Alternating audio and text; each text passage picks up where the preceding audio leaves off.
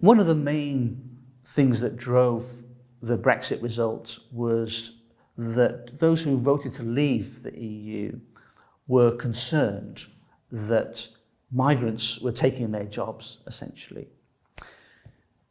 Most economists would agree that that anxiety is largely based on a fallacy. And that fallacy is the belief that there's a fixed number of jobs out there.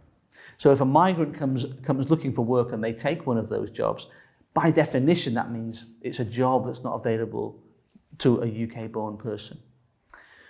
But what that assumption, the reason why that assumption is false, it's sometimes called the lump of labour fallacy, is because actually migrants also generate jobs. For one thing, they're not just workers, migrants are also consumers. So if there's an increase in immigration, that means there's also an increase in the consumption of goods and services in the UK. That boosts aggregate demand and that creates more employment. Also, migrants are often better educated, more dynamic, more entrepreneurial than the indigenous population. And so they bring with them skills that make UK industry more productive, more competitive. That means we sell more goods abroad. That boosts demand for employment in the UK.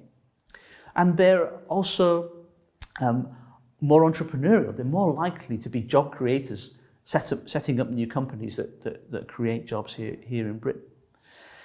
Also, migrants are often younger, and that's really important for the UK, which has an ageing population, particularly in Wales and in Scotland.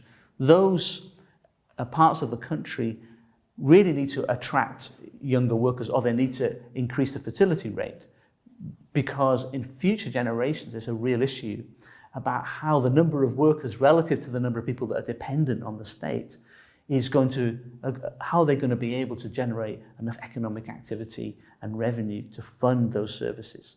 So migrants are potentially a solution to the ageing population of Britain.